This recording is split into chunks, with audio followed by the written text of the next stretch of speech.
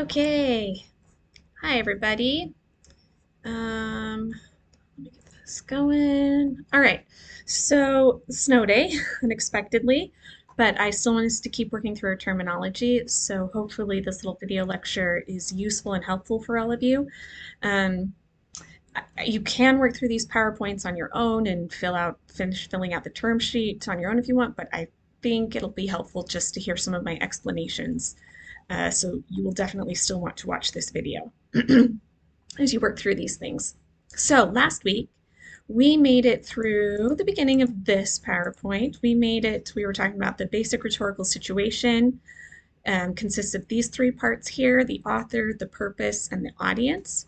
So we covered the communicator or the author already. So I want to jump in here at purpose, okay?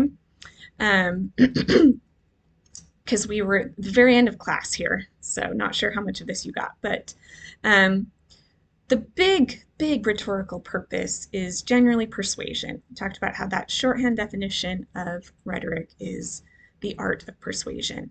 But there are other purposes out there, and the acronym to remember is PI. P for persuasion, I for informing, and E for entertaining. Those are some of the three biggest purposes that texts might have. There are, of course, other purposes out there, but a purpose sort of defines a rhetorical text intention in the way that they want to connect with an audience, right? Um, and there are some uh, rhetoricians out there who are going to argue that it's all persuasion, that everything can be viewed through the lens of persuasion, that even a poem or even something that's just silly and funny and entertaining, even that is meant to persuade in some way. But I think what they ultimately mean is it's meant to connect with an audience. All of these texts are meant to connect with an audience. Um, so persuasion is the big one and the easy one to talk about with rhetoric, but there are other purposes. Okay, and then that last corner of the triangle that we need to talk about is the audience. Audience is so important to anything that we talk about with rhetoric, right? Um, in fact, sometimes I like to think of rhetoric as audience awareness, all right? So when you're creating a text yourself, when you're writing something, doing it with rhetorical awareness means that you are writing something with a specific audience in mind, and you are specifically trying to connect with that audience. But remember, we also talked about rhetorical analysis, which is what we're doing here. So in rhetorical analysis, we're thinking, okay, who's the audience of this text and how are they being impacted by this text, whether it's intentional or not. So yeah, how I've defined audience here: the group of people who end up receiving and engaging with the rhetorical text. So this may include intended audiences, right? Those for whom the text was specifically created, and unintended audiences. Um, and yes, like I said, this is one of the most important concepts in rhetorical consideration. So over here, a couple of pictures here. Um, it's very clear who an audience is when we're talking about a live performance, a speech, right? Your audience is going to be the people in front of you. A written text, the audience is a little less clear, right? Because that written text could end up in the hands of many different people. It depends on how that distribution of that text happens. But generally, the creators, the authors, the communicators are going to have an idea in their head of who their audience is or who they think their audience is. And that is going to impact the rhetorical strategies that they use, how they craft the text, that idea in their head of who the audience is. Um, I have this picture here. Social media, the internet has actually brought us a little bit closer to audience in that sometimes, you can see your followers, you can see um, who those people are, and you can craft your text specifically for that audience. But still, with the internet, things can get shared, things can get passed along, things can end up in front of very different audiences. And depending on whether it's your intended audience or not, that text can be received very differently by the audience. That connection can happen very differently. Okay, so now we need to talk about this thing called the expanded rhetorical situation. All right, and we're not going to go into detail on every single one of these, but okay, you see here, if you can't, I might be blocking some of this image here, but you can see we have our basic rhetorical situation, which is this central triangle here: audience, purpose, communicator. Okay, but there are lots of other outside the text situations that can impact how a text is crafted and how a text is received.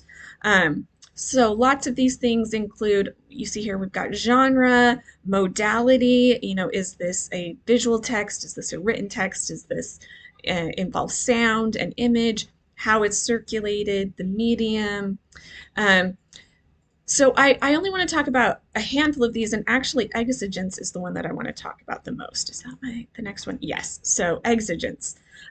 This is a term that I'm guessing most of you probably haven't heard before. I'd be very surprised if you had. This is a kind of a very specialized term for rhetorical analysis, but this is one of my favorite bits of the expanded rhetorical situation to talk about.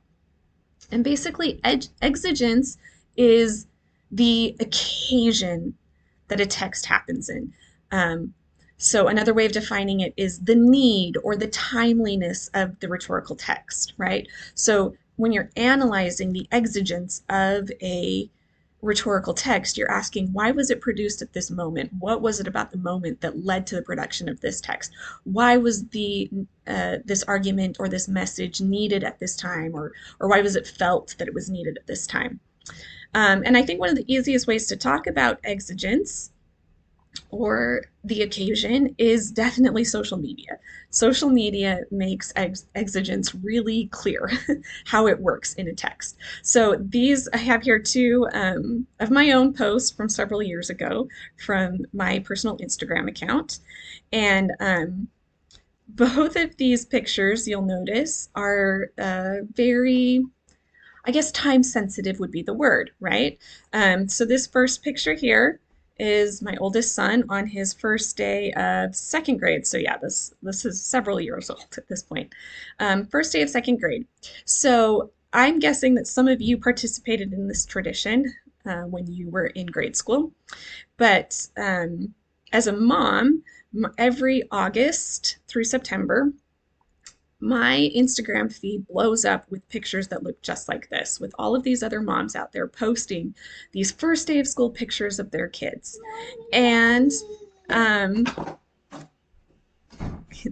and the I feel the need. I feel the need to post my own pictures of my children on their first day of school, right? So I on the first day of school, I print off the little signs and I get them all ready, and we go out on the front porch and we take their first day of school picture, and then I post it to Instagram, and it's either got to be that day or at least that week, right, that it happens. Because what happens if I wait a week? What happens if I wait a month, right? Come October. Everyone's been in school now for a really long time. If I were to post this picture in October, everyone else on my feed would be like, it's a little late. Like we all posted those back in August. There's no longer the need to post these first day of school pictures. So there's a moment. There's a moment in time where it's really appropriate to post that kind of picture, and then that moment can pass, and it no longer feels relevant to post that. That's an example of exigence. Right, so I have this picture here again from a few years ago of all my kids at the pumpkin patch, right? So now it's October and everyone's going to pumpkin patches and or getting their pictures of their kids in Halloween costumes, yada yada. So those pictures get posted in October, right? And maybe you can get away with posting those Halloween pics for like the first week of November. But after that, we've all sort of moved on, now we're all getting ready for Thanksgiving, or, actually most of us are getting ready for Christmas at that point, and no one wants to see pictures of the pumpkin patch anymore, right? Now we're in the middle of January, right? If I were to post a picture of my kids at the pumpkin patch today, my audience on my feed would be like, why? Why are we posting this now? The need has passed, the moment has passed, right? So this is one way of thinking about exigence. It's thinking about a text at a point in time, it being needed, needful at a point in time, or appropriate at a point in time, and then maybe the need for that type of text passes. Um, Another way of thinking about exigence is just the word context, right? Well, everything about the expanded rhetorical situation is about context, right? So every text is produced in a historical moment, right? So you think about what is going on at that historical moment. What's the understanding of the audience? What's happening in the world that influences why this text was produced and how the audience is going to receive this text at that point in time. Okay, so the next couple of terms aren't necessarily on your term sheet, but they're things that concepts I want to cover that both come from the Selzer article that we read last week. So this is a he defines two types of analysis, right? We're talking about a rhetorical analysis is about analyzing a text through a rhetorical lens. So Selzer talks about contextual analysis and textual analysis, and both of these are really important to think about when you're analyzing a text. Okay, so when you do contextual analysis, this is, as I say here, an attempt to analyze a text in the larger context of its situation. This type of analysis may use information or evidence outside the text to recreate or identify the expanded rhetorical situation or the conversations that surround a text and in which it participates. Okay? So, specifically, when you're doing a contextual analysis, you are looking at that expanded rhetorical situation. You're looking at obviously you're looking at the basic rhetorical situation, but you're looking at um, all the things around the text, the historical moment in which it's happening. You're looking at the audience, you're looking at the creator, you're looking at um, the genre, how it's distributed. So you're looking at all of these things that are sort of outside the text itself to um, analyze, what's happening with this text, right? Um, why is it being created and who is receiving it and how might they be responding to it. So that's our contextual analysis, and that is part of rhetorical analysis. But the other part of rhetorical analysis is textual analysis. Okay, textual analysis is when we just look at the text itself. Okay, so we can recreate much of the rhetorical situation and even the expanded rhetorical situation just by trying to pick bits and pieces out from the text, right? So that's how I define it here: an attempt to recreate or identify the rhetorical situation, expanded or otherwise, of a text based solely on information gathered from inside the text itself. But the other thing we're looking for specifically in a textual analysis, when we're getting into the words itself, is we are looking for the specific rhetorical features and rhetorical strategies that an author is using to connect with the audience. Okay, and that is going to be happening inside the text, the textual analysis side of it. So it's important to remember that when you are doing a rhetorical analysis of your article, you're going to be wanting to look at both the context of it. You're going to be analyzing the context of it and analyzing the text itself. You're going to be looking at both those sides of your article. Okay, time for us to jump over to second PowerPoint here. We're going to get into. And here, where we were supposed to start today's lesson, we're going to introduce argument as a concept of rhetoric, and we're going to talk about the appeals and strategies, okay? So, argument. We all know what an argument is, right? You all sort of have an idea of it. But argument is really important in the realm of rhetoric because when we make the case that most texts are trying to connect with an audience, we say that they're trying to make an argument. All right, they're making some form of argument that's either the message or that is how we're trying to connect with our audience by making an argument. So This quote here, this definition of argument that I have up here on this slide, this comes specifically from your reading for today. Okay, so in rhetorical terms, an argument refers to any way that human beings express themselves to achieve a particular purpose, which many would say means any way that people express themselves at all. Okay, this is a really, really broad definition of argument. All right. Um, Basically, they're sort of saying here that everything counts as an argument. Any form of expression counts as an argument. Um, Anytime that you're trying to connect with an audience, you're making an argument. Uh, your traditional definition of argument, probably more along the lines of this picture, involves people, in heated discussion trying to persuade each other of a particular position or stance. Um, so this rhetorical definition of argument definitely includes that, right? That traditional definition of argument, but it is much more expansive in that it's just including any way that we're trying to connect with an audience. They're saying that involves an argument. You're making an argument at any time, any point that you're trying to achieve a particular purpose with an audience. Okay, whether you agree with that or not, that's the definition that we're going to work with argument. Okay. So these are two other terms that are really important to understand when it comes to argument. Okay. So we have this term claim and we have this term thesis. All right. And I imagine that many of you have heard these terms before.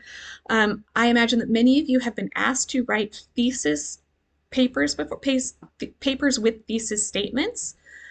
Your research paper in Unit 2, I will ask you to have a thesis statement. But if you're anything like me, I was never really clear what was meant by thesis statement, or how it differed from claim. If you've ever had the question, "What's a claim?" All right. So I just want to make this distinction clear for you here. All right. The way that we define these terms in a composition and rhetoric classroom. All right. So a claim is going to be any arguable statement that then must be supported with good reasons and evidence. Okay, so that's a claim. Basically, a claim is an argument that you can make. So any statement that you can argue, any statement that you can support with reasons and evidence, that's going to be a claim. So how is that different than a thesis statement? Well, the only difference sometimes, and sometimes it's the same, a thesis statement is a claim. It's just the claim specifically written down in your paper. All right. So I don't know if that distinction means anything to you or if it matters to you, but basically a claim is the argument. You're making a claim. The thesis statement is that clearly written claim in your paper. Okay, I don't know if that helps, if that distinction works for you, but in other words, these are all variations of the word argument, right? So sometimes you'll hear me talk about your argument. Sometimes you'll hear me talk about your claims. Sometimes you'll hear me talk about your thesis statement. All of those are a little bit synonymous, right? What we mean by all of that is a statement that you're making that defines your argument and that you can support, all right?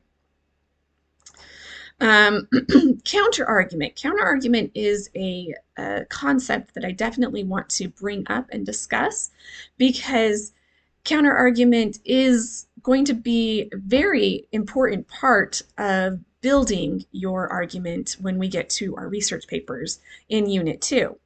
So a counter argument is obviously any argument that goes against your claim, your thesis statement, your argument that you're making. The counter argument argues against it. So what I have here on this slide isn't necessarily a definition of counter argument, but it's a claim that I'm making for our class. And you can feel free to argue against this claim. But the claim I'm making is that an argument is only an argument if someone can argue against it. Okay, so what I mean by that, an argument is only an argument if there is a counter argument. Now, I've taught this concept before and I've had students disagree with me, and it's true. You can make counter arguments you can make arguments, you can make arguments that nobody is going to agree or disagree with, right? For instance, we could make an argument that, what's an argument that no one would disagree with? Um, you could make an argument that we all need oxygen in order to breathe. Okay. And maybe there's someone out there who would argue against that, but most people are going to be like, nope, we agree. That's okay. Uh, so I guess a way to rephrase this statement is that an argument is only worth making if someone can argue against it. All right. Um, so it's not going to be interesting to write a paper about how we all need oxygen to breathe, right? Because that's not an argument that like anyone's going to find very interesting or compelling, right? You want to find something more interesting and more compelling um, to argue and that other people might potentially disagree with. That's what's going to make an interesting argument. So we're going to talk more about this concept when we get to Unit 2, to your research papers, that an argument's only interesting if someone can argue against it, right? And you really only demonstrate your skill at making an argument if someone disagrees with you and you can be persuasive enough to convince them of your argument, all right? Um, so that's sort of what I want to talk about here with counterargument. Okay, and now I've got, I sort of just threw this slide in here too. I don't think this is on your term sheet, but this is something that I want to bring up before I jump into this second part of this PowerPoint, which is basically analysis. What even does analysis mean, right? Like we've been talking about rhetorical analysis. We talked about contextual analysis, textual analysis. So you're doing an analysis. But what does that mean? What does it mean to do an analysis? Okay. So basically, what it means to do an analysis, this is my two-part definition of analysis. Okay. An analysis is when you identify the parts. Okay. That means you break it down or you point out the pieces. Okay. Identify the parts, but that's just step one. Okay. Step one is being able to identify all of these rhetorical features. All right. When we're talking about analysis of the rhetorical situation, being able to identify the author, being able to identify the audience, being able to identify the purpose. Okay, you can do that. You can identify those parts, right? But then step two of analysis is explaining the significance of those parts to the whole. Okay, that's where we want to get to in our analysis. So when you're analyzing your article for this Unit 1 assignment, you need to be able to identify all those rhetorical features, okay? The rhetorical situation and the rhetorical features that we're about to talk about. You have to be able to identify them. But then more than identifying them, you have to be able to explain why they are significant, okay? Why does it matter that you can point these out? What is the point? Okay, so in your reports, you'll have to identify the basic rhetorical situation, any expanded rhetorical situation, and then you'll be asked to identify rhetorical appeals and strategies. What is that? What do those mean? This is where we're getting into that textual analysis that I talked about. This is stuff that for the most part is happening inside the text itself. Sometimes we're outside the text, but mostly we're identifying this stuff inside the text, okay? So rhetorical appeals. I'm hoping those of you who have had lessons on rhetoric before, I'm hoping this sounds familiar. This is one of the most famous parts of rhetoric.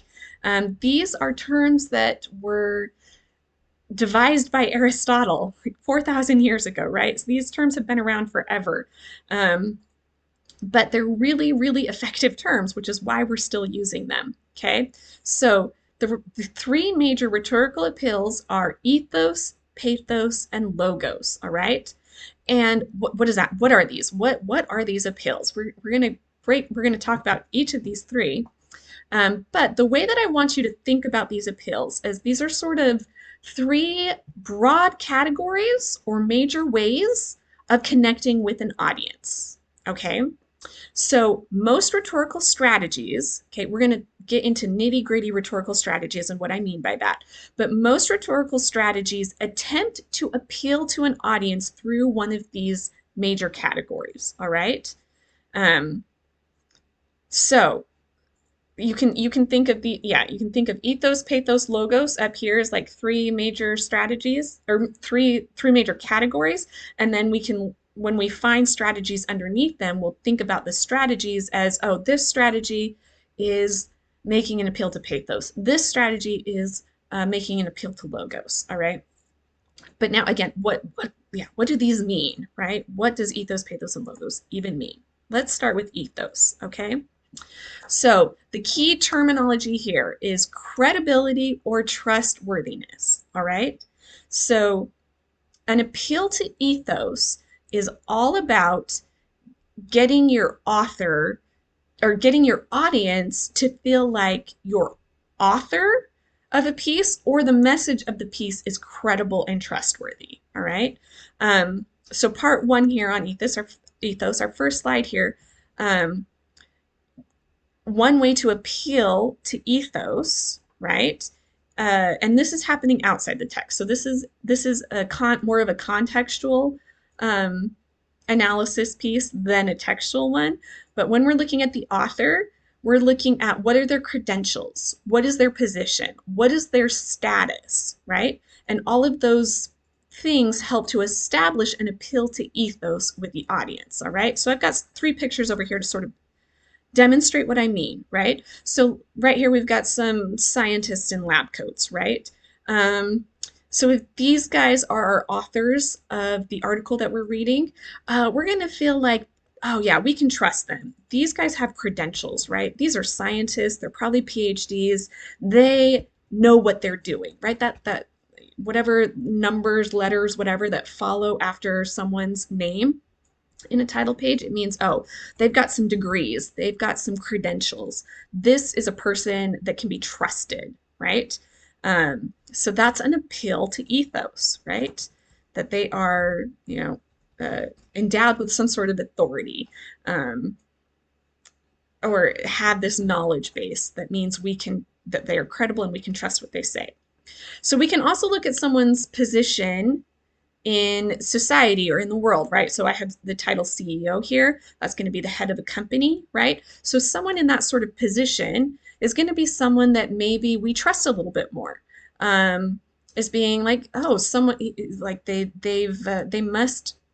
must have some sort of skill level or some sort of level of credibility if they're running a company, if they're the CEO of a company. So some other positions in society that might function this way. Political positions, right? We're talking about like the president of the United States or a congressperson or someone in some sort, anyone in any sort of position of authority, right? Because they have that position, because they have that status, the audience is probably going to naturally feel more inclined to trust them. Now, this isn't universal, right?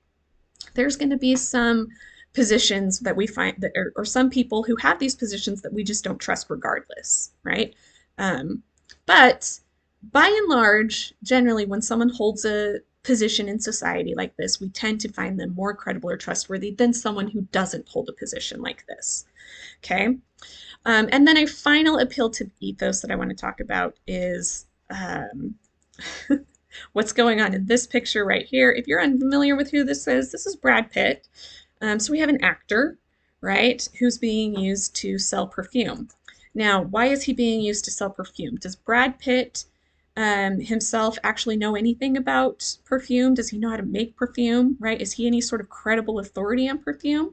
No, not necessarily, but he is a celebrity with appeal, right? So we're going to look at this ad theoretically and think, oh man, I like Brad Pitt. I want to smell like Brad Pitt. Therefore, I'm going to buy Chanel number 5.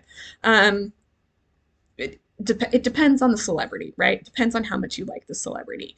But celebrities get used all the time to sell products, and it is an appeal to ethos. It's an appeal to, oh, people find this. I don't know that we necessarily find them credible or trustworthy, but we just like celebrities, right? So we want to buy into whatever the celebrity is endorsing.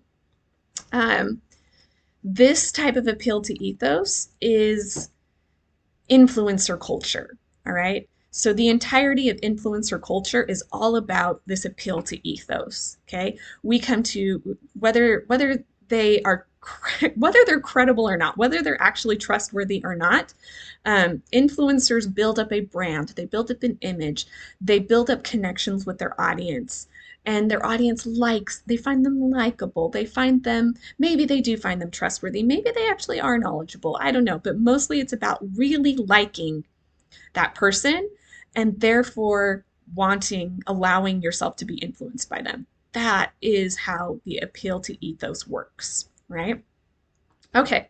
So then I bring up this question with my students every year, right? Like when you're analyzing your articles, it's going to be super easy for you to identify the appeal to ethos, right? You're just going to take a look at your author of your article, you're going to look at their credentials, and you're going to be like, okay, they've got credentials, that's our appeal to ethos. Great. But then when it comes to Unit 2, and you are trying to apply these rhetorical strategies and make these appeals yourself in your own research paper, you say, how do you build an appeal to ethos in your writing, in your research paper? Um, because none of you have any advanced degrees yet. None of you have any sort of positions in society that are viewed as respectful or trustworthy. And the vast majority of you aren't celebrities or influencers. I don't know, maybe some of you are. I don't know everything about all of you, but I'm guessing that the vast majority of you aren't necessarily celebrities or influencers, right? So how do you build an appeal to ethos when you're writing your research paper in Unit 2? Okay, so there is another way to build an appeal to ethos. And this is more of a textual form of building ethos, all right? So a text can internally build an appeal to ethos. This is the definition here, through strategies like citing other authorities that are credible. Okay, that's why I've got the picture of the footnote going on up here, right? So the level to which you can cite other people who are credible lends credibility to you, right? If you're able to cite authorities in your field, then you are signaling, hey, I know what's going on and I know who's credible, and therefore I am credible and you can trust my argument. Or demonstrating credibility through skill, good grammar, good writing. Okay, so I've got this paper here that is not building that sort of appeal to ethos, right? Isn't demonstrating good quality writing. Um, but I sort of bring this point up that yes, the level, your ability to write good quality sentences that are clean on grammar, your ability to write well constructed sentences, that speaks to your credibility and that builds an appeal to ethos. Um, Last semester, they had all of the employees at Avila do a cybersecurity training and where they teach us how to avoid, phishing scams or whatever when emails are sent to us. And I find this super interesting that one of the things that they tell us is if you ever see an email that is full of grammar errors, you can automatically be suspicious of it as being from a hacker or a scammer or someone trying to get you to click on some sort of phishing link, because that poor grammar is an indication of their lack of credibility, right? If anything is coming from an official source, from an official organization or official institution, they are far more likely to have good grammar. And that is just one of those indications that you are credible, that you're a credible person. So I give this as an example to my students that, sometimes it feels like learning all the grammar rules and the good writing, it's hard and it's annoying. And why do we have to do this?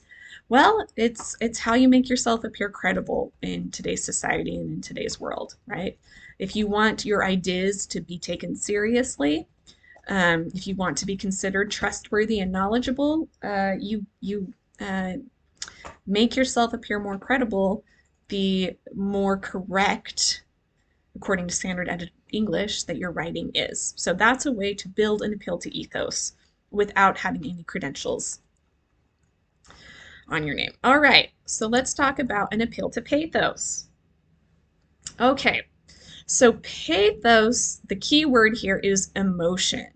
All right. So for ethos, our keywords were credibility and trustworthiness, or likability. Likability is another keyword there. But with pathos, we are appealing to emotion. Okay. So any text that evokes an emotion in the audience, sadness, anger, humor, etc., that is appealing to pathos, right? Anytime that you can identify an emotional response in yourself to a text, you can know that that is happening. There's an appeal to pathos being made. All right. So I've got some pictures here, various emotions, right? People laughing. Obviously, we've got some sadness here. Oh my goodness. Okay, so I include the dog picture.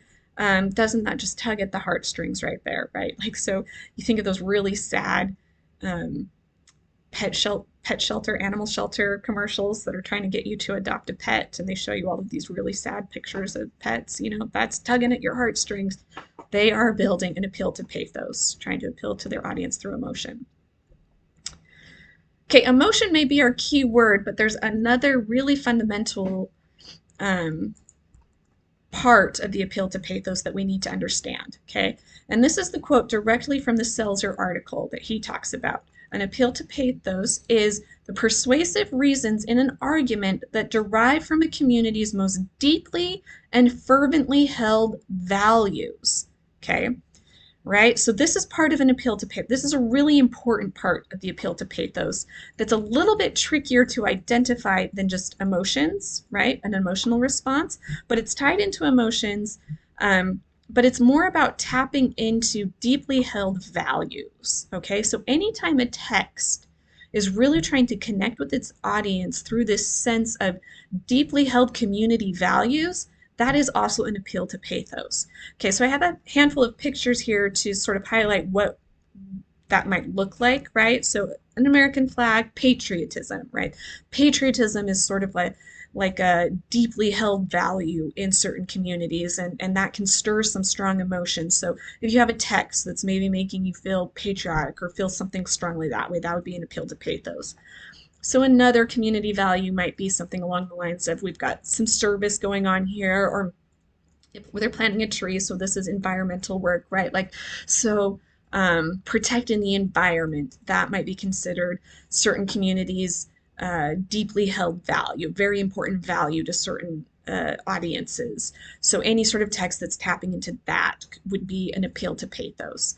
Okay, we've got a handshake here, sort of symbolizing cooperation, friendship, or getting along with people. Okay, that's going to be generally a deeply and fervently held value from some people. Okay, so hopefully that gives you an idea.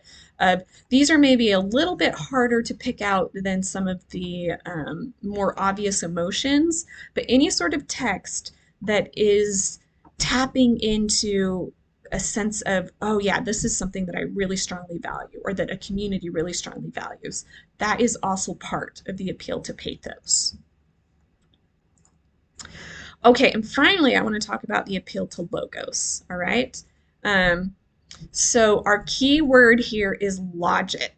All right. So to refresh, right? Ethos, our key word is credibility or trustworthiness. Pathos, our keyword is emotion. All right. So with both ethos and pathos, there are some English cognates to those words, right? Like ethos, sometimes students will say ethical, right? Because they kind of sound similar. But the appeal to ethos doesn't have much to do with our modern conception of ethics. So you don't want to think of ethical. You want to think of being trustworthy or credible. Ethos is trustworthy or credibility. Pathos also sort of has a modern English cognate, which is um, pathetic. Uh, like way back in the original Greek, they had a lot in common, but in our modern English, they don't so much have that much in common. So with pathos, you want to think of the keywords of emotion or um, deeply held values, right? Those are sort of the keywords that you want to remember for pathos. So when we get to logos, logos is actually our only one of these three appeals that has a cognate in modern English that is correct and that makes sense, and that's logic. Okay, so logos does mean logic, all right? Or the way Selzer defines this, the sound reasons that emerge from intellectual reasoning, all right? So any sort of text that is asking its audience to think logically, right? And is trying to build an argument through reason, okay, that's going to be an appeal to logos, all right? So, for example, something that's using statistics, something that's using studies or research, something that is using some sort of like, um, if this happens, then this must be the consequence, right? That's sort of like a logical, intellectual reasoning sort of way of building an argument. Okay, that means we have an appeal to logos happening in that text. Okay, so I bring this up because this is two examples of some ads that are using appeals to logos, all right? So we've got this car ad over here that's offering statistics and offering facts about the car, right? They're using those statistics to try to persuade you that their car is best. These ads are pretty old, FYI. So then we've got an ad for this Jitterbug phone. I don't know, I think the Jitterbug might still be around, but kind of a really old phone. And again, they're using they're using a lot of different types of appeals here, but they've definitely got some like list of facts. We've got a chart over here, right? We've got oh, what are these called? Endorsements from people who use the phone. So these are things that this ad is like no contract. So they're using some facts and some things like that, some stats, longer battery life, to help be appealing, make a logical case for why you should buy this phone. But what's funny about an appeal to logos in these ads is that studies actually show that when you're trying to get people to spend money, you do not want to use an appeal to logos. An appeal to logos is actually counterproductive when it comes to advertising products most of the time. Because what happens is when you appeal to logos, you turn on that logical reasoning part of people's brains, and that logical reasoning part of a person's brain can look at the facts and can think, yes, interesting, that's wonderful. However, logically, I don't need to spend this money, therefore I am not going to, right? That's what happens when you turn on the logical side of someone's brain. Um, People can logically consider, oh, but I don't need to spend this money. I don't need this product. However, if you can tap into an appeal to pathos in advertising, money and spending is very emotional for people. And people are far more likely to spend money if you tap into their emotions, right? If you make them feel something, make them feel connected to a product that way. And really powerful emotions are like fear or connection or longing or any of those sorts of emotions. Humor is actually a really effective one for me. If you can make me laugh, I'm far more interested in a product. So advertisers tend to know this, and most advertisers tend to stay away from an appeal to logos and instead will focus on an appeal to pathos, right? On getting their audience to feel something, to laugh or to feel fear or to feel some sort of connecting emotion. Because once you get people's brains turned on to emotions, they're far more likely to spend money that they don't need to. So that's a fun fact to be aware of in your own spending habits. Are they making an effective appeal to emotion? Do you need to turn on that logical side of your brain and take a step back and be like, no, I don't actually need to spend this money, right? Something to think about with your own spending. Okay, so those are the three big categories of appeals. But now we need to work to launch into strategies, tools, or moves. All right. And again, these are things that happen inside the text. Okay. These are things that we can point to inside of an article or inside of a rhetorical text. And we can say, okay, here, look at what they're doing here. And this is having an effect. This is having some sort of effect on the audience. Okay. And most of these strategies or tools are going to be building an effect that lands under one of those three categories of appeals, right? So they're using this strategy and it is appealing to pathos. They're using this strategy and it's appealing to ethos. They're using this strategy and it's appealing to logos, right? So this picture here that I have, it's got 71 rhetorical strategies listed here. You may recognize some of these words. We're not going to go over each one of these. I'm not going to make you memorize these 71 rhetorical strategies. But what you should be aware of is that there are literally hundreds of named strategies out there, right? Some of them are, sometimes they're called literary or figurative strategies. Sometimes they're called rhetorical strategies or tools or moves, all sort of the same thing. But yes, people have spent the last 1,000 years or more, right, since Aristotle, just analyzing and naming different things, different moves, different techniques inside of a text that have effects on audience and labeling them. Now, I'm less interested in you being able to list and name these rhetorical strategies than I am in you being able to read a text and being able to recognize moments when an effect is happening on the audience, right? So you can read a sentence and you can be like, oh my gosh, yeah, that has an effect on me. Something's happening there. And recognizing that as a moment when something rhetorical is happening. If you're able to actually name it and apply one of these names, that's fantastic. That's great. But I'm more interested in you just being able to recognize that something rhetorical is happening. So in your rhetorical analysis reports, our longest section, I am asking you to identify some strategies. So you will need to be able to name some strategies or at least point out moments where something is happening and maybe name the rhetorical appeal that is the effect that it's having. But your reading for today on argument did go through a handful of strategies that I'm just going to hit really quickly. I'm just going to blaze through these, and you can write these definitions on your own. These ones are just from your reading. That's why we're covering these ones. There are hundreds more that, again, I'm less concerned with you knowing the names of and knowing all of them, being able to identify all of them, and more so interested in you just being able to recognize that there are moments inside a text that are having effects on audience. Okay, so the first one that you're reading from today brought up was an analogy. Hopefully we all know what an analogy is. This is a comparison that points out similarities between two things.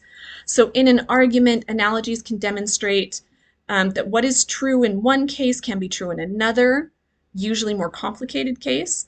So an analogy, like comparing things, this can do lots of different things. Sometimes analogies can be funny, so it could be an appeal to pathos. But in an argument situation, analogies are often an appeal to logos, right? They're getting you to think in a reasonable sort of way through that comparison. Okay, cause and effect. All right, this is a powerful rhetorical. This strategy has a powerful rhetorical effect of explaining why something is happening or predicting future effects of current actions. Okay, so if you see a text that is saying this is a cause and this will be the effect, or this is an effect and it was caused by this, all right, that is a rhetorical strategy for building an argument. It can be tricky to use because cause and effect can be difficult to prove conclusively. Because if you've ever heard of the difference between correlation, sometimes there are correlative events that are less cause and effect, so it can be hard to prove cause and effect, but this psychologically has a very powerful effect on audiences to show cause and effect. So again, this is another appeal to logos when we are building rhetorical arguments. So a strategy to remember for analyzing your articles and for when you are writing your research paper. Okay, classification. Your reading for today also talks about classification. So this is when we group items together into categories according to similarities. And this appeals to the human brain need for organization. All right, so again, I think I mentioned this in class, but a lot of what rhetoric is the psychology of writing, the psychology of the effect, there's lots of overlap between thinking about rhetoric and thinking about psychology, right? So my psychology majors out there, I hope this is interesting for you guys. So humans really love categories and we really love organizing things. Sometimes categories don't work neatly, but if you can group things into categories, organize into categories, that has a strong rhetorical effect on your audience in building an argument, all right? Yeah, so all of these rhetorical strategies that we're talking about here, or at least the vast majority of them, are focused on effectively building an argument. So these are strategies for effectively building an argument. And we're focusing on these ones because obviously in your analysis reports that you're writing, you're going to be analyzing their arguments. In your research papers, you're going to be building an argument. So these are some of the more important ones to know for how to build strong arguments. Okay, so again, classification is going to be a strong appeal to logos most of the time. Comparison contrast, all right? This one should be fairly obvious too, what's going on here. So when we compare, we focus on similarities. When we contrast, we focus on differences. And this helps develop an argument and explain unfamiliar concepts to people, right? By comparing and contrasting different concepts. Again, an appeal to logos, all right, in building an argument. Definitions, all right? Anytime you see a term that gets defined in a text, that is a rhetorical strategy. That's having an effect at an audience, okay? Definitions lie, this is up here, definitions lie at the heart of argument. If readers don't agree with your definition of terms, they aren't likely to agree with your argument. Definitions themselves are rhetorical choices. Again, like your entire argument can be defining a term, all right? So defining a term is definitely part of building rhetorical arguments. This is something that I had to do very carefully in my dissertation. I had to make sure that my terms were super carefully defined. And in fact, when I got to my dissertation defense, one of the members of my committee um, had some quibbles with me. She's like, how are you defining this term? You use this term all the time, but how are you defining it? And so before she would pass it off, I had to go back and I had to write in a definition for that term. Okay, because definitions are just really important for making clear arguments. So definitions are rhetorical choices themselves. And again, this is part of an appeal to logos. Okay. Description. Okay. So description, describing how something looks, sounds, smells, tastes, or feels, helps readers imagine and therefore connect with what you are describing. Okay, there's lots of different ways to do description depending on what kind of writing we're doing. So description works under argument building type of writing, describing key concepts and terms and things that a reader needs to understand. So it can be part of an appeal to logos, but descriptive writing can be very emotional, very much part of creative writing, other genres of writing, and it can appeal to other strategies as well. Examples. Okay, good examples can make abstract ideas concrete and provide specific instances to back up a claim. So again, examples are part of good rhetorical strategy for building arguments, part of an appeal to logos. I say here, personal experiences often make powerful examples. Personal experiences can build appeal to pathos, right? They can build emotion that people connect with or demonstrate a connection with values. Sometimes you want to be careful with personal experiences in academic writing, right? Because we cross that line into emotional writing, which is actually counterproductive for academic writing, okay? Academics tend to not like appeals to pathos, right? In our academic, we want arguments that are unbiased, right? So academic writing really heavily favors that appeal to pathos, or that appeal to logos, not the appeal to pathos. The appeal to pathos actually can undermine credibility a little bit. But in other types of persuasive writing, personal experiences and that appeal to pathos can be very, very powerful. Okay, humor, sarcasm, and exaggeration, right? Humor, this is obviously, all of these are appeal to pathos, right? Humor can help you connect with an audience, provide relief from a serious topic, and vary the tone of an argument. I say here, though, use judiciously, probably rarely in an academic context, right? So again, it's all about who our audience is, who we're writing to, and how we want to connect with them. Okay, if you're writing to the general public, you're going to want to emotionally connect with them. You're going to want them to laugh. You're going to want to use sarcasm and exaggeration to connect with them. But when we're writing to an academic audience, again, academics want things to be more biased or less biased. They want things more logical, more reasoned, and they're going to find that more appealing. So Use humor judiciously in academic writing. Narrative. Okay, narrative is a rhetorical technique. A good story, well told, can engage your audience and make messages memorable and impactful. Okay, so this is definitely a rhetorical strategy. Again, this might be one that we see less often in academic writing, but it can still be in there occasionally. Depends on the context, depends on how appropriate it is. But narrative can be have very powerful rhetorical effects on connecting and engaging an audience and helping an audience find your message interesting, memorable, impactful. Problem solution, okay? Posing a problem and then offering a solution to that problem definitely psychologically appeals logically to your audience, okay? And helps them to agree with your solution if that solution is what your argument is, right? Um, so that's a strategy to look out for when you're reading your articles and when you're building your argument in Unit 2. Repetition, reiteration, and call and response, okay? All right, this one is honestly a little bit more literary of a rhetorical strategy, right? Repetition or reiteration can help support an argument through emphasis as long as it doesn't cross the line into redundancy.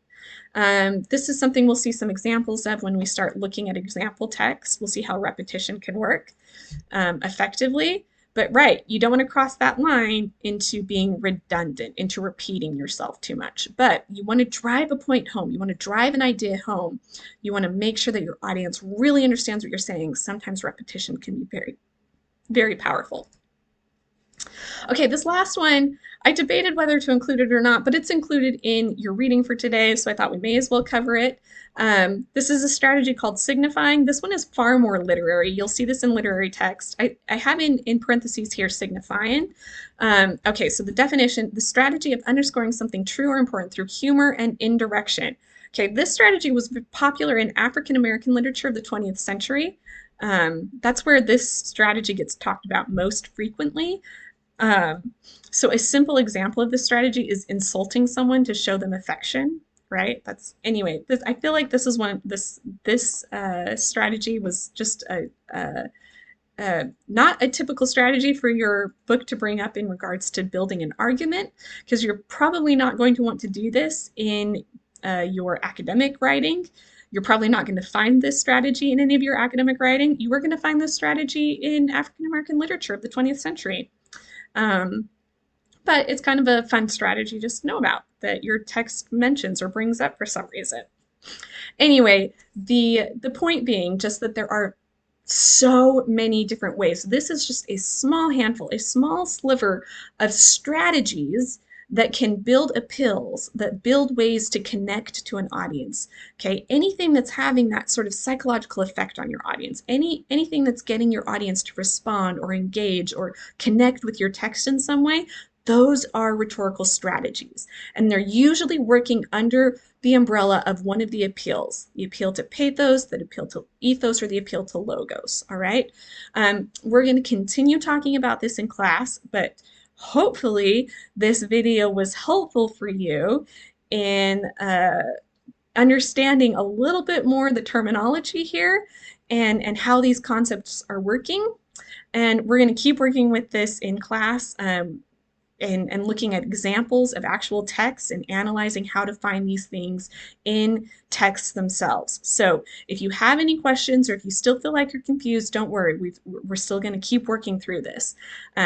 But finish up your rhetorical term sheet, and you have until Tuesday evening, so Tuesday, January 23rd, to get your rhetorical term sheet turned in.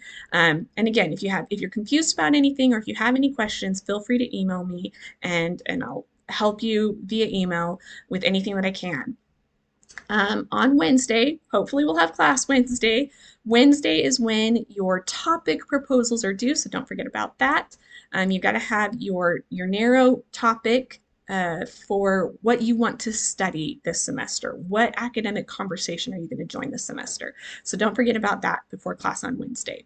All right, I will see you then.